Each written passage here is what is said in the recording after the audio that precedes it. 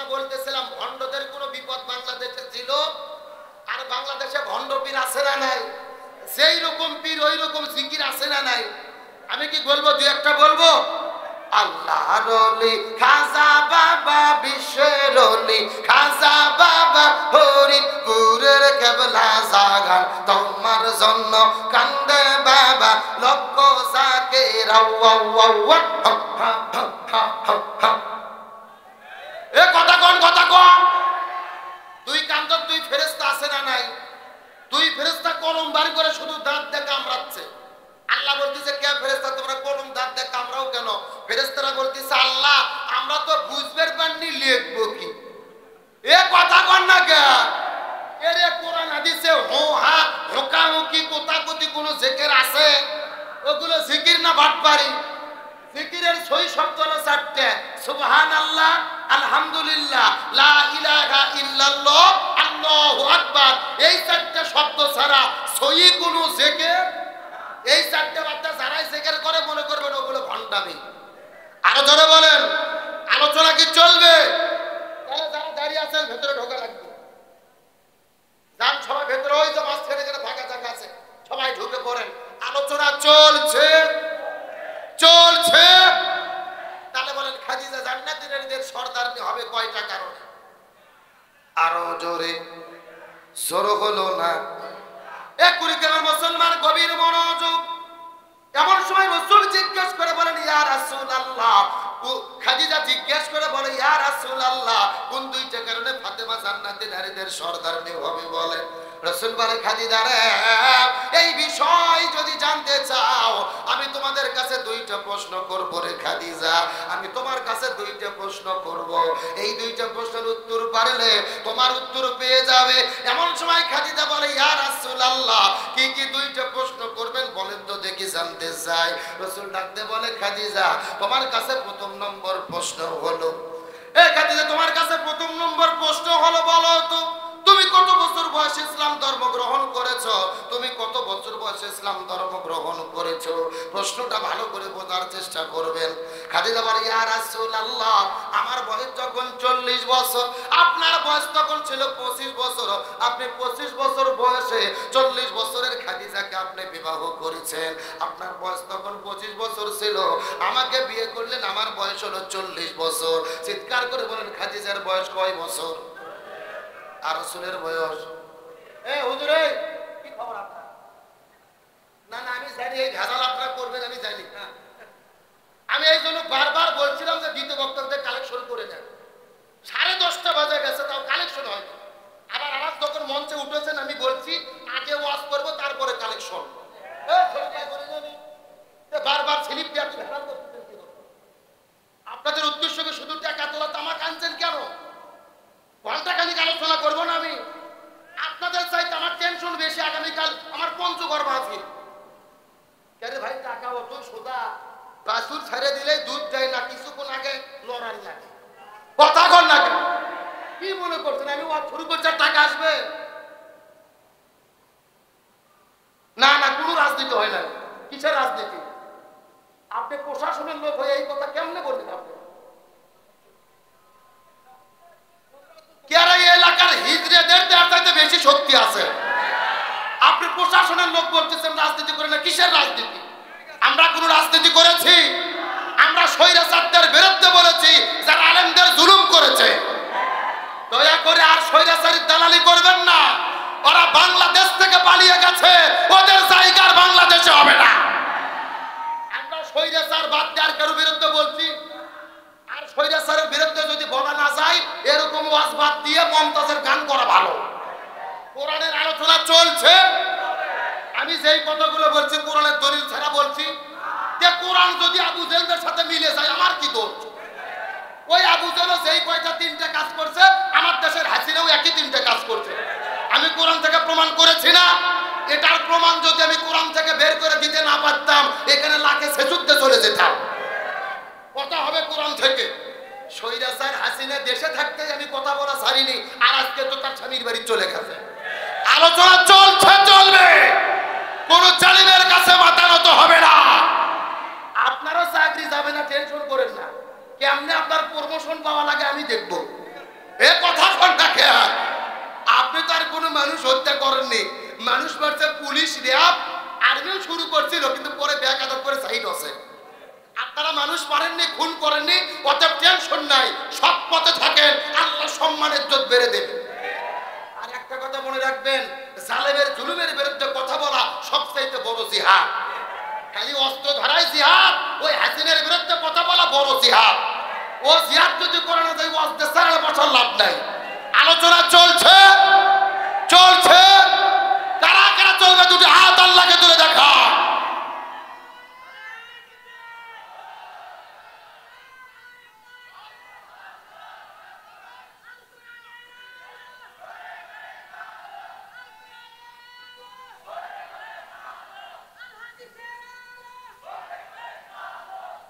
আপনাদের কি কষ্ট হয়? রাগ করতেছেন? আরে ভাই, আমরা তো স্বাধীন দেশে আছি, কি দেশে? এখন স্বাধীন দেশেও যদি কোরআনের কথা বলতে না পারি তাহলে কেমনে হবে? আমরা আগে দেখেছি, আপনারা ভিডিওর মধ্যে দেখেছেন, আমার অনেক মাহফিলে জালেমেরা যায় মাইক ভেঙে ফেলছে, অনেক মাহফিলে তারা বাধা দিয়েছে। আজকে বাধা দেওয়ার কোনো সুযোগ আছে? এ আছে? এখন যদি কোরআনের মাহফিলে কেউ বাধা দিতে আসে, পিঠের চামড়া থাকবে না। কোরআনের জনতার হক কথা চলছে, টেনশন করেন না, কালেকশন যা ভাবতেন তার তো বেশি হবে, ওঠে সময় মতো সব হবে ইনশাআল্লাহ। আরে ভাই, গরম গরম খিচুড়ি রেডি, কি মনে করতেছেন ফজর পর্যন্ত ওয়াজ করলে লোক উঠবে না ইনশাআল্লাহ? আমার মাহফিল থেকে লোকজন এমনি ওঠে না, আর আজকে তো আমার পরে প্রধান বক্তা আছে। প্রধান বক্তা বুঝেননি? গরম গরম খিচুড়ি খালি বাতাস দিয়ে সাইজ করা হচ্ছে, সাইজ হওয়া পর্যন্ত আলোচনা চলছে চলছে। তাহলে বলেন, খাদিজাকে রাসূল যখন বিয়ে করলো, খাদিজার বয়স কয় বছর? আর রাসূলের বয়স? কথাগুলো ভালো করে মাথাতে ঢুকবেন, নালে বুঝবেন না। আমার প্রিয় বন্ধুগণ, মুসলমান ভাইরা, গভীর মনোযোগ। এমন সময় খাদিজা ডাকতে বলি, ইয়া রাসূলুল্লাহ, আপনার বয়স যখন 25 বছর থেকে বাড়তে বাড়তে বাড়তে বাড়তে 40 বছরে চলে গেল, আল্লাহ তাআলা আপনার উপরে ওহী অবতীর্ণ করলো, আপনার উপরে যখন রিসালাত চলে আসলো, আমার প্রতি দাওয়াত দিলেন, আমি কালেমা পড়ে মুসলমান হয়ে গেলাম। তার মানে বোঝা গেল, রাসূলের বয়স যখন 25 থেকে বাড়তে বাড়তে 40 হয়ে গেল, তখন খাদিজার বয়স 40 থেকে বাড়তে বাড়তে কত হলো? আমার কথা কি বুঝতেছেন? রাসূলের বয়স যদি 25 থেকে 40 চলে যায়, তখন খাদিজার বয়স 40 থেকে কোথায় গেল? 55 বছর বয়সে। গভীর মনোযোগ। খাদিজা ডাকতে বলে, ইয়া রাসূলুল্লাহ, আমি 55 বছর বয়সে ইসলাম ধর্ম গ্রহণ করেছে। এমন সময় রাসূল ডাকতে বলে, খাদিজা রে, মনের মধ্যে কষ্ট নেবে না, রাগ করবে না। ওরে খাদিজা, তুমি সত্য করে বলো তো, ওই 55 বছর বয়সের আগে তুমি কি ছিলে? গভীর মনোযোগ, বোঝার চেষ্টা করবেন। এই কথা যখন রাসূল খাদিজাকে জিজ্ঞেস করেছে, খাদিজা অজরনয়নে কান্না শুরু করলেন। ইয়া রাসূলুল্লাহ, এটা আপনি কেমন প্রশ্ন করলেন? আমি 55 বছর বয়সের আগে কি ছিলাম? আমি তো তখন ঈমান গ্রহণ করিনি, আমি তখন ছিলাম বেঈমান, আমি আল্লাহর সঙ্গে কুফরি করেছি, ঈমান গ্রহণ করি নাই। কেমনে ঈমান গ্রহণ করব? আপনি তো তখন দ্বীনের দাওয়াতই দেন নাই, আপনিই বা দ্বীনের দাওয়াত দেবেন কেমনে? আপনার উপরে তখন তো রিসালাতি আসে নাই। ইয়া রাসূলুল্লাহ, 55 বছর বয়সে ইসলাম ধর্ম গ্রহণ করেছে, আর তার আগে পর্যন্ত আমি কুফরি হালতে জীবন যাপন করেছি। এমন সময় রাসূল ডাকতে বললেন, খাদিজা, এবার তুমি সত্য করে বলো তো, তোমার মেয়ে ফাতেমা কত বছর কুফরি হালতে জীবন যাপন করেছে, আর কত বছর বয়সে ঈমান গ্রহণ করেছে? এমন সময় খাদিজা ডাকতে বলে, ইয়া রাসূলুল্লাহ, জান্নাতি জান্নাতি জান্নাতি, আমার মেয়ে ফাতেমা জান্নাতি, আমার মেয়ে ফাতেমা আমার পেটের ভেতর থেকে জান্নাতি হইয়া জন্মগ্রহণ করেছে। এই কথা শোনার পরে খাদিজা বলে, ইয়া রাসূলুল্লাহ, আমার মেয়ে ফাতেমা পেটের মধ্য থেকে জান্নাতে জন্মগ্রহণ করেছে। এমন সময় রাসূল ডাকতে বলে, খাদিজা রে, জান্নাতি জান্নাতি, আমাদের মেয়ে ফাতেমা পেটের মধ্য থেকে জান্নাতি হয়ে জন্মগ্রহণ করার কারণে আল্লাহ ফাতেমাকে জান্নাতি নারীদের সর্দারনি বানায়া দিয়েছে। দুইটা কারণে ফাতেমা জান্নাতি নারীদের সর্দারনি। তার মধ্যে প্রথম নম্বর কারণ হলো, মায়ের পেটের ভেতর থেকে জান্নাতি হয়ে খাদিজা ডাকতে বলে ইয়া রাসূলুল্লাহ, 2 নম্বর কারণটা কি? রাসূল বলে খাদিজা রে, তোমার কাছে 2 নম্বর প্রশ্ন হলো, বলো তো দেখি তোমার হাতটা কেমন, পাউটা কেমন, তোমার বুকের চেহারাটা কেমন, তোমার শরীরের ঢপটা কেমন, এই দুনিয়ার কত মানুষে বলতে পারবে বলো তো? খাদিজা বলে ইয়া রাসূলুল্লাহ, এটা আপনি কেমন প্রশ্ন করলেন? আমি মক্কার সবচাইতে ধনবতী রমণী, আমি ছিলাম মক্কার ভিতরে সবচাইতে ধনবতী রমণী। আমার বাবা মারা যাওয়ার পরে আমি মক্কা মদিনা সিরিয়া দামেস্কে ব্যবসা করেছি, হাজার হাজার মানুষের সঙ্গে দেখা করেছি। সেই সময় তো পর্দার কোনো বিধান ছিল না। হাজার হাজার মানুষে বলতে পারবে আমার হাতটা কেমন, আমার পাউটা কেমন, আমার চোখটা কেমন, চেহারাটা কেমন, হাজার হাজার মানুষে বলতে পারবে। এমন সময় রাসূল লাগতে বলে খাদিজা মনের মধ্যে কষ্ট নিও না, হাজার হাজার মানুষে বলতে পারবে তোমার চেহারাটা কেমন। এখন তুমি বলো তো দেখি তোমার পেটের মধ্য থেকে জন্মগ্রহণ করেছি ওই ফাতেমার চেহারাটা কেমন, হাতটা কেমন, পাউটা কেমন, এই দুনিয়ার কত মানুষে বলতে পারবে বলো তো দেখি? খাদিজা বলে ইয়া রাসূলুল্লাহ, আমার মেয়ে ফাতেমা পর্দানিশী, পর্দানিশী, আমার মেয়ে ফাতেমা পর্দানিশী।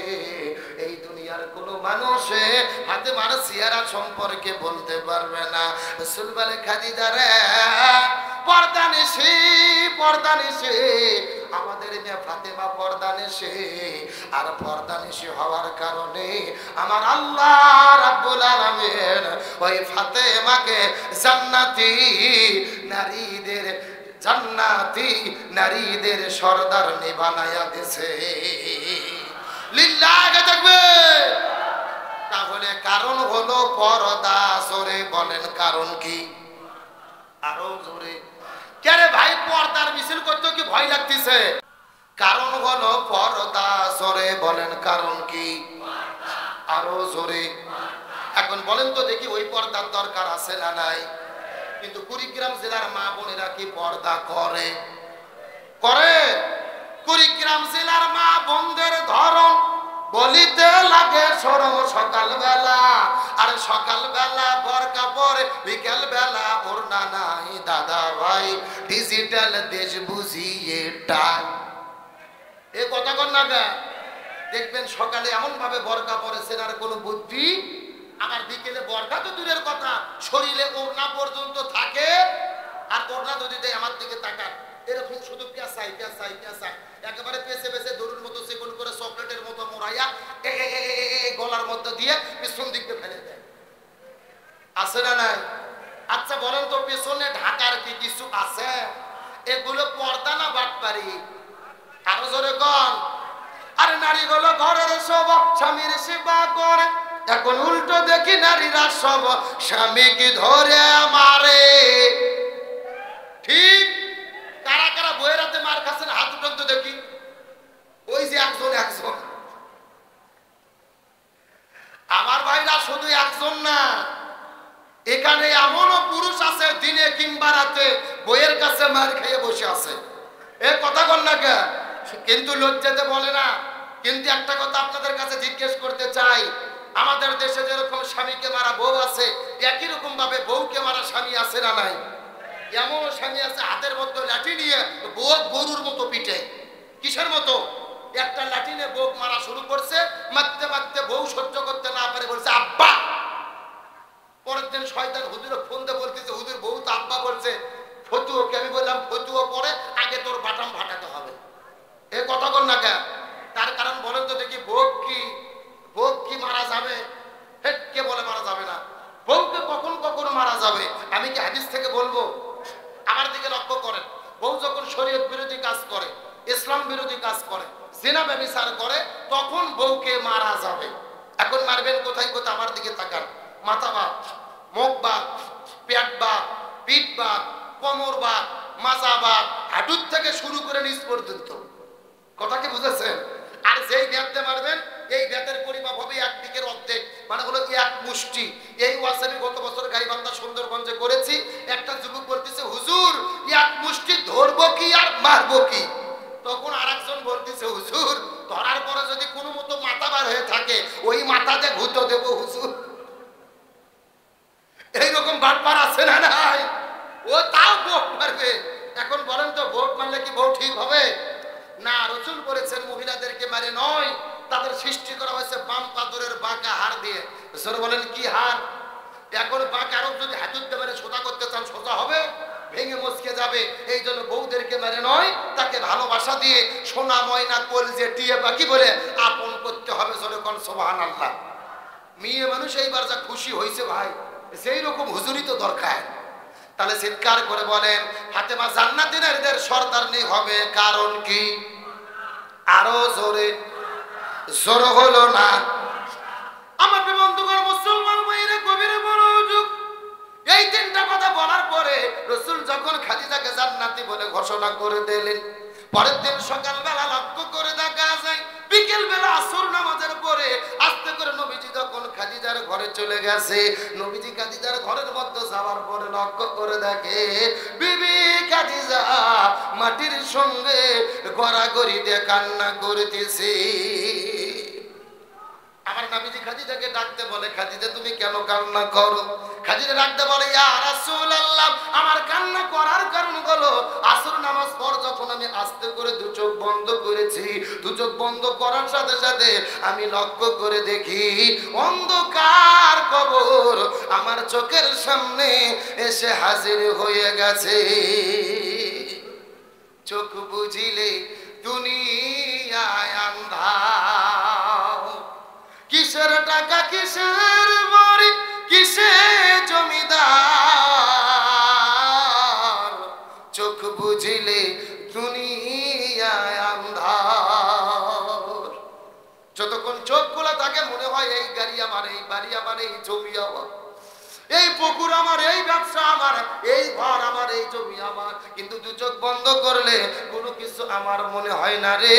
দু চোখ বন্ধ করলে অন্ধকার কবর ছাড়া আর কিছু চোখে পড়ে না। এই জন্য খাদিজা বলে, ইয়া রাসূলুল্লাহ, যখন আমি দু চোখ বন্ধ করেছি অন্ধকার কবর তখন আমার চোখের সামনে চলে এসেছে। এমন সময় রাসূল বলে, খাদিজা রে, ওই কবরকে তোমার এত ভয় করার কোনো দরকার নাই। যে আল্লাহ তোমাকে জান্নাতি নারীদের সর্দারনি বলেছে, তোমার এত কোনো টেনশন করার দরকার নাই। খাদিজা বলে, ইয়া রাসূলুল্লাহ, আমার টেনশন করার কারণ হলো ওই কবরকে আমি বড় ভয় করি, ওই কবরকে আমি বড় ভয় করি। ইয়া রাসূলুল্লাহ, আমি বিদায় নিয়ে চলে যাব। আমার বিদায়ের আগে আপনি নবীজি, আপনার কাছে আমার তিনটা ওসিয়ত আছে। চিৎকার করে বলেন দেখি ওসিয়ত করবে কয়টা? আমার নবীজি কান্না করতে করতে চোখ থেকে পানি বের হয়ে দাড়ি মোবারক ভিজে যায়। রাসূল লাগতে বলে, খাদিজা, আমার সঙ্গে তোমার বিবাহ হওয়ার পরে জীবনে আমার কাছে তুমি কোনোদিন কিছু চাও নাই, আজকে বিদায় নেওয়ার আগে আমার কাছে তুমি কি ওসিয়ত করতে চাও ডাক বলো তো রে খাদিজা।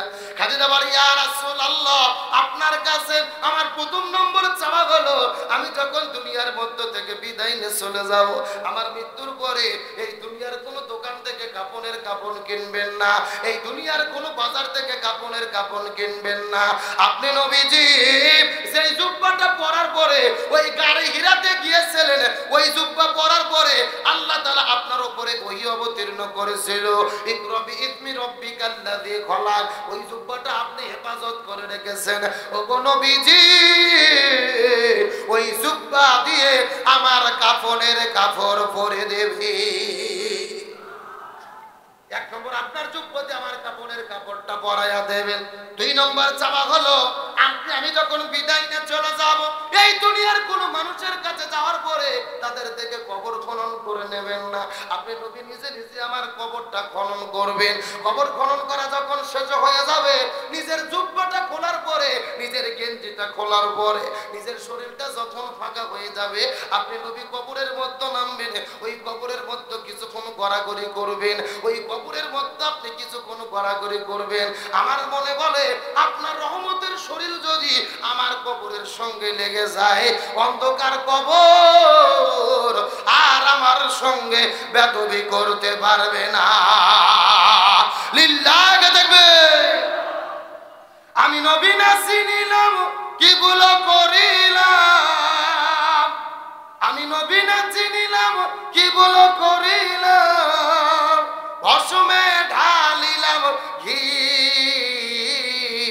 মানুষ হইয়া জন্ম লইয়া মানুষের করিলাম কি আমি মানুষ হইয়া জন্ম লইয়া মানুষের করিলাম কি খাদিজা ডাকতে বলে ইয়া রাসূলুল্লাহ আপনার শরীরটা আমার কবরের সঙ্গে ঘষাঘষি করবে এই কথা শোনার পরে আমার নবীজি কান্না করতে করতে চোখ থেকে পানি বের হয়ে দাড়ি মোবারকটা ভিজে যায় নবী বললেন খাদিজা রে তোমার 3 নম্বর কি চাওয়া আছে বলো তো দেখি খাদিজা বলে ইয়া রাসূলুল্লাহ ওই কবরকে আমি বড় ভয় করি ওই কবরের মধ্যে যখন আমার লাশটা যাবে আপনি কবরদার লাশটা কবরটা ছেড়ে যাবেন না তার কারণ আপনি বলেছেন ওই কবরের মধ্যে প্রত্যেকটা লাশ নামানোর পরে মুনকার নাকির 3টা প্রশ্ন করবে যদি কেউ উত্তর দিতে পারে ওই কবরটা জান্নাতের বাগান হয়ে যাবে আর যদি কেউ উত্তর দিতে না পারে ওই কবরটা জান্নাম ঠিকানা হয়ে যাবে জান্নামের মধ্যে থেকে একটা দরজা কবরের মধ্যে ছেড়ে দেওয়া হবে সেই লোকটা প্রশ্নের উত্তর দিতে পারবে না ওই কবরের মধ্যে 99টা বিষাক্ত সাপ ছেড়ে দেওয়া হবে ওই সাপগুলো বারবার দংশন করতে থাকবে ওই সাপগুলোর বেশ এত বেশি প্রখর রে এই দুনিয়ায় একবার যদি নিঃশ্বাস ছাড়ে তো এই দুনিয়ায় আর কখনো সবুজ বৃক্ষ জন্ম নিত না ইয়া রাসূলুল্লাহ এই জন্য কবরকে আমার বড় ভয় হয় ওগো নবীজি এই জন্য আপনার কাছে 3 নম্বর চাওয়া হলো আমার লাশটা কবরের মধ্যে দেওয়ার পরে কবর ছেড়ে যাবেন না আপনি নবী কবরের পাশে দাঁড়িয়ে থাকবেন আমি যদি উত্তর দিতে না পারে আপনি নবীজি আমার পক্ষ থেকে 3টা প্রশ্নের জবাব দিয়ে দেবেন রাসূল বলে খাদিজা রে আমার আগে যদি তোমার মৃত্যু হয় আমি নবীজি কথা দিলাম তোমার 3টা চাওয়াই আমি পূর্ণ করার চেষ্টা করব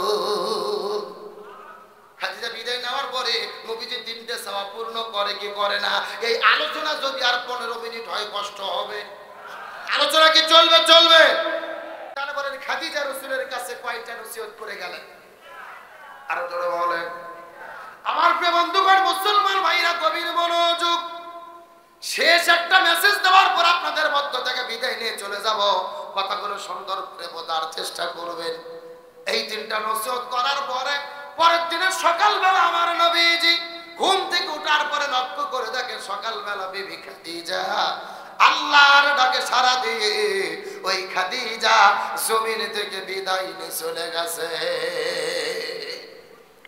আমার নবীজি খাদিজার মৃত্যুটা দেখার পরে অজর লইনে কান্না শুরু করলেন সাহাবীরা ডাকতে বলে ইয়া রাসূলুল্লাহ আপনারা তো কান্না করার কারণটা কি বলেন তো দেখি রাসূল ডাকতে বলে সাহাবীরা রে আমার জীবনের ইতিহাস তো তোমরা জানো না মায়ের গর্ভের মধ্যে থাকতে আমার বাবা জমিন থেকে বিদায় নিয়ে চলে গেছে আমি জন্মের কয়েকদিন পরে আমার মা বিদায় নিয়ে চলে গেছে আমাকে রাখা হয়েছে দাদার কাছে দাদাও কিছুদিন পরে বিদায় নিয়ে চলে গেছে আশ্রয় পেয়েছিলাম চাচার কাছে চাচাও বিদায় নিয়ে চলে গেছে সবাই যখন চলে গেল আমাকে এতিম করে ফেলে গেল এই বিবি খাদিজার কাছে আল্লাহ খাদিজার বাড়িতে আমাকে আশ্রয় দিয়েছিল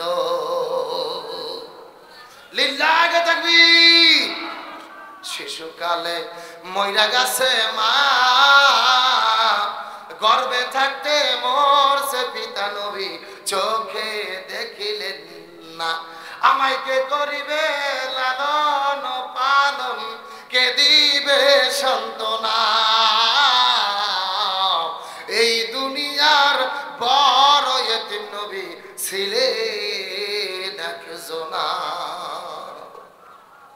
আমার নবীজি খাদিজার পাশে দাঁড়িয়ে কান্না শুরু করলেন আস্তে করে ঘরের মধ্যে যাওয়ার পরে ওই যে পুরাতন যেই জুব্বা ছিল ওই জুব্বাটা বের করে আনার পরে ফাতেমার হাতের মধ্যে উঠাইয়া দিল পরে ফাতেমা রে এই জুব্বাটা দিয়ে তোমার মায়ের কাফনের কাপড়টা পরাইয়া দাও ফাতেমা কান্না শুরু করলেন বাবা এটা আপনি কেমন কথা বললেন আমি তোমার কাছে কতদিন গল্প শুনেছি আমার মাও ছিল মক্কার সবচাইতে ধনবতী রমণী এত সম্পদ ছিল মা কত 6 মাসকে বিদায় নিয়ে চলে গেল দুনিয়ার কোন দোকান থেকে একটা কাপড় কেনার মতো কি আপনার সামর্থ্য নাই একটা কাপড় কেনার মতো কি আপনার টাকা নাই আপনি পুরাতন জুব্বা দিয়ে আমার মায়ের লাশটাকে দাফন করে কবরের মধ্যে দেবেন রাসূল বলে ফাতেমা রে, তুই ছোট্ট মিয়া, তুই বুঝতে পারবি না, এই জুব্বা কোনো সাধারণ জুব্বা নয়, এই জুব্বার সঙ্গে আছে আমার আল্লাহর কোরআনের সম্পর্ক। লিল্লাহ দেখবে জুব্বার সাথে কিসের সম্পর্ক? আরো জোরে বলেন। এ পরিক্রমের মুসলমান, গভীর মনোযোগ, এই শেষ কথাটা ভালো করে মাথার মধ্যে ঢুকানোর চেষ্টা করবেন।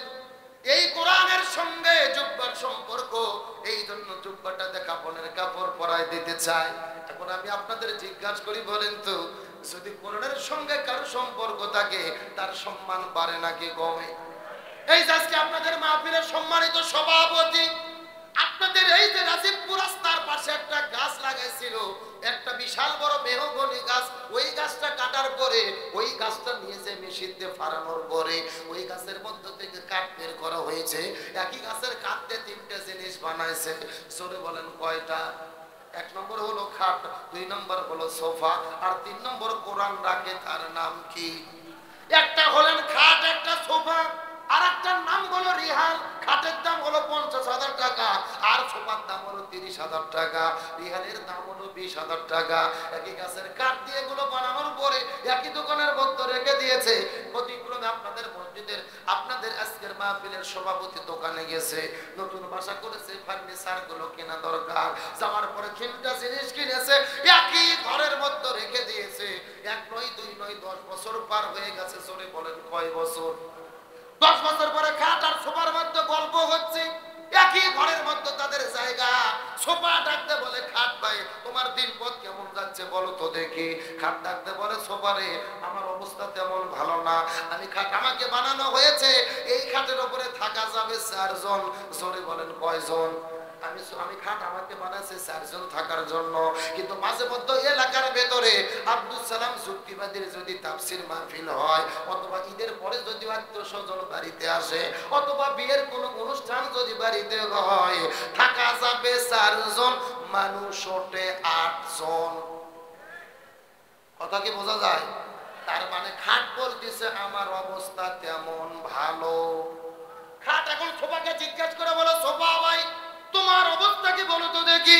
সোফা ডাকতে বলে, খাট ভাই তোমারও অবস্থা যা আমারও অবস্থা তাই। আমি বললাম, সোফা এই সোফার উপরে বসার একটা আদব আছে না নাই?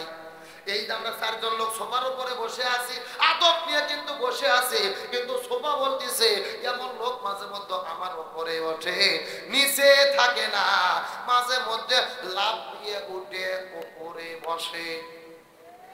আছে না নাই?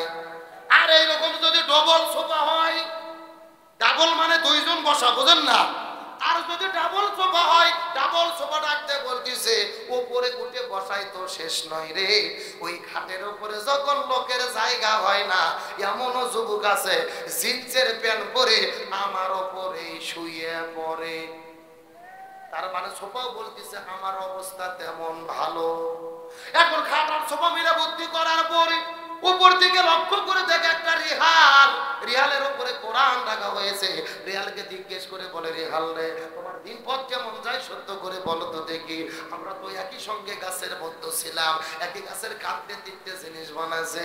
রিহাল বলতেছে, তোমরা কি দেখো না আমি রিহাল, আমার উপরে কোরআন রাখা হয়, মানুষেরা যখন কোরআনকে চুমু খায়, আবার উল্টাইয়া আমি রিহাল আমাকেও চুমু খায়।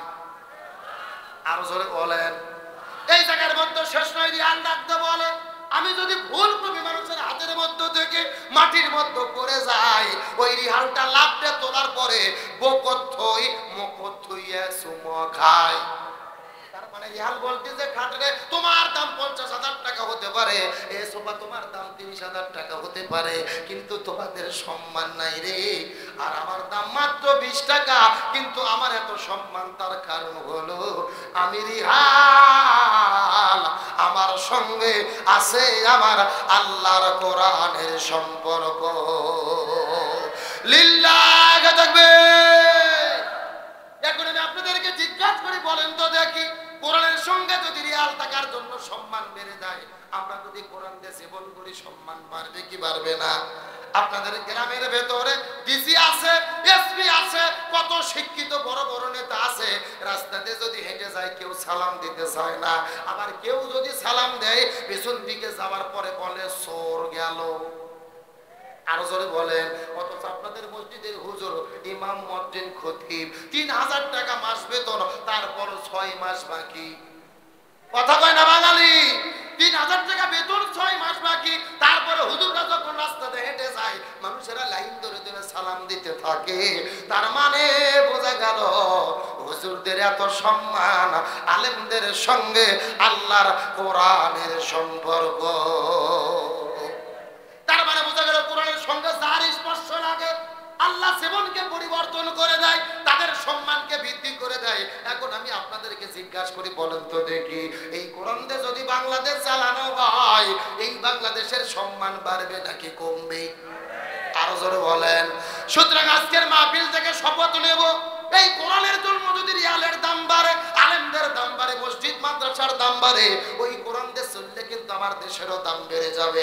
এই জন্য আজকে শিক্ষা গ্রহণ করে শপথ নেব, ব্যক্তি, পরিবার, সমাজ, রাষ্ট্র, রান্নাঘর থেকে শুরু করে সংসদ ভবন পর্যন্ত প্রত্যেকটা জায়গায় কোরআন দিয়ে জীবন চলতে কারা কারা রাজি আছেন? দুটো হাত আল্লাহকে তুলে দেখা। লিল্লাহি তাকবীর। একজন তাকবীর দেন তো দেখি, একজন তাকবীর দেন।